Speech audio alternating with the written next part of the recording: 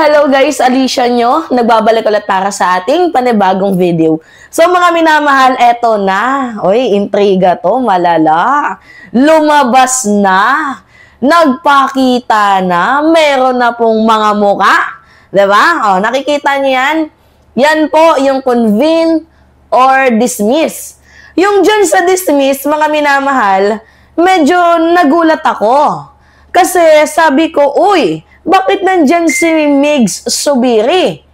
Diba? Na supposedly lagi niyang sinasabi na nagiging fair lamang daw siya sa kanyang mga opinion. Pero mas lalo akong nagulat dito sa Pusid. Nakikita ninyo, mga minamahal, biglang kumambyo itong si Jinggoy Cutie. Diba? Oh, si Jinggoy Cutie na nagsabi na hindi pwedeng ituloy yan ng 19th to 20th Congress. Nasaan kaya dito si Tol Tolentino? Nasa dismiss si Tol Tolentino na isa din sa pumipigil ng impeachment ni VP Sara Duterte. And pinaka na-shock ako yung muka ni Bongo na literally kanina ibinalita ko sa inyo na nag-convene itong si Senator Bongo. Like, you know, natatandaan ninyo na meron talagang hidwaan. Itong si Baste at itong si Bongo. At kung matatandaan din ninyo yung sinabing statement ni former President Duterte na umiyak daw itong si Bongo dahil gustong magpresidente at tumakbo nga bilang presidente. Ngunit nung nakita na mababa at maliit sa survey, abay kanyang inatras yung kanyang pangalan. So ngayon, mga minamahal, eto naman yung mga mukha nang nandito sa silent. Ano pa nga bang mapapala natin dyan sa mga silent na yan? Sila din yung parang mukhang dumidinay ng hustisya para sa mamamayang Pilipino. Imagine nyo, according sa SWS survey, 88% ng mamamayang Pilipino gustong harapin ni Vice President Sara Duterte ang impeachment trial. Pero, itong si Tulfo, mga minamahal, to be honest, nasa nasa proceed na yan eh. Hindi ko alam ba't nandito inilagay siya sa inilagay itong si Tulfo dito sa tawag dito mga minamahal, inilagay siya dito sa silent. Kanina parang ang alam ko sa balita proceed yung yung boto niya. Pero okay, pag-usapan lang muna natin yung dismiss. Bakit gustong i-dismiss ni Cheese, ni Bato, ni Robin, ni Amy, ni Tolentino at ni Migs Zubiri ang impeachment ni Vice President Sara Duterte nang walang trial na nagaganap? For what reason? Diba, I understand naman na ang iba dyan ay hindi naman lawyer. Naintindihan natin, mga minamahal, na medyo out of knowledge, ganyan. Naintindihan po natin sila. Pero mga minamahal, ang punto dito, law is law. Diba? And supposedly, dapat bilang isang senator impeachment judge, dapat sana kayo mismo ang nagpapasimuno ng tamang pag-impluensya sa mamamayang Pilipino na sundin ang batas. Law makers kayo, tapos ngayon ang nangyayari mukhang law breakers kayo. Diba? Pero sa aking nakikita, mga minamahal, sa mga nag-proceed, abay mukhang tuloy na tuloy ang impeachment ni VP Sara Duterte at pinanindigan ni Bongo ang kanyang sinasabi na ang malasakit ko ay sa mamamayang Pilipino. A round of applause. Si Bongo lang muna, mga minamahal, pag-usapan natin dyan sa proceed kasi siya yung interesting sa lahat.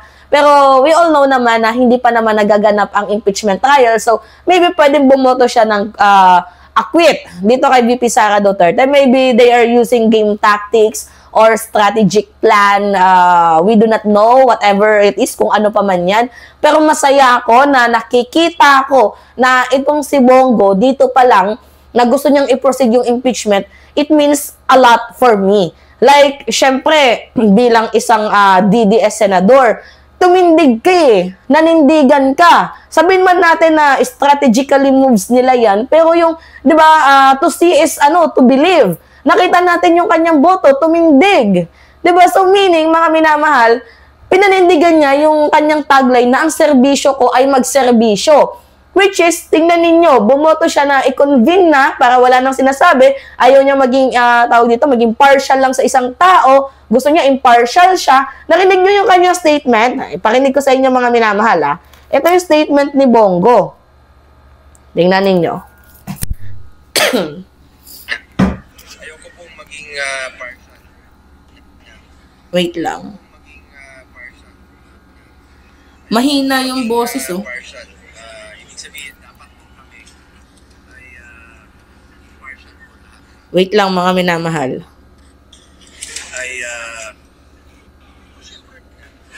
Mahina yung sound. Paano ba to? Ayoko pong maging partial. Ibig sabihin, dapat po kami ay partial po lahat ng judges.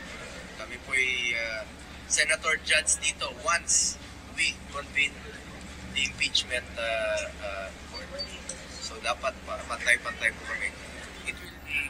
So, narinig ninyo, mahina yung boses. Sorry mga minamahal, I don't know kung sa ano ko to, sa cellphone ko to.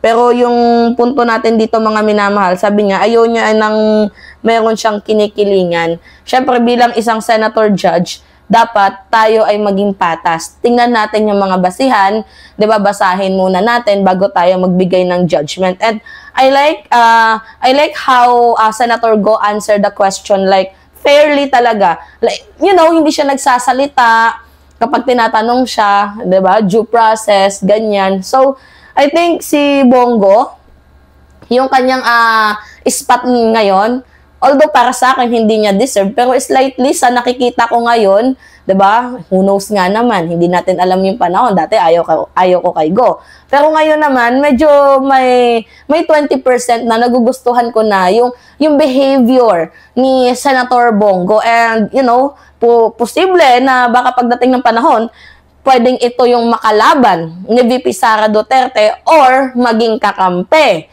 Hindi natin yan alam kasi ang politika ng Pilipinas hot and cold.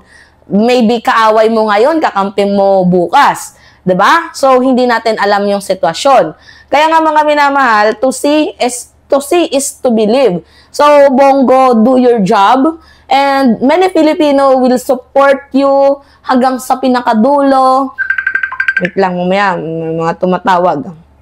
'Di ba? Madami mga Pilipino ang susuporta sa iyo, madami mga Pilipino ang titindig sa iyo. Although merong magagalit, sasabihan kang hudas at kung ano-ano pa, pero manindigan ka para sa taong bayan. At kung tumakbo ka man bilang presidente, well, let's see kung kakalabanin mo si VP Sara Duterte, that's a good plan. That is you know, strategic plans mo 'yan. Choice mo din 'yan, 'di ba? So, alam din naman natin yung mga nakaraang history na may hidwaan si Baste kay Bongo dahil tahimik nga daw sa overkill issue.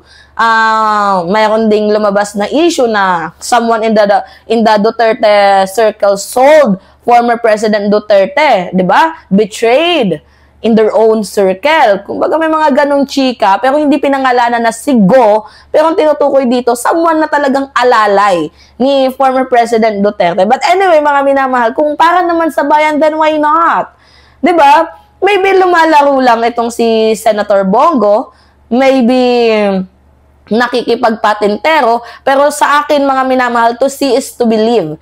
Even pa kung ano man yung magiging boto niya dyan, to see is to believe pa rin. So, kayo, ano yung masasabi ninyo mga minamahal?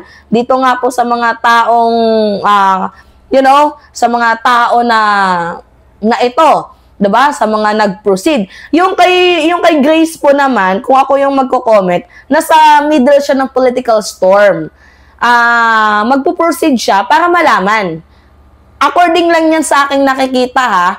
'Di ba kasi makikita nyo dito si Grace po proceed yung kanyang yung kanyang tawag dito yung kanyang boto, 'di ba? Proceed. Sa aking nakikita, nandiyan siya sa sa middle of political storm. So maybe itong si Grace po gustong malaman lang ang katotohanan, 'di ba? So yung kay Senator Risa Ontiveros naman, no more question. Kay Alan Peter Cayetano, no more question. Kasi constitutional duty yan. Mandate yan ng Senado. Sinabi na din yan ni Alan Peter Cayetano and also Coco Pimentel. Diba? Nagulat lang ako dito kay Jinggoy Cutie.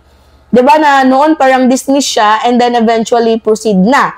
Eh, yung mga nagsasilent, mukhang mukhang kailangan nyo nang magsalita, 'di ba?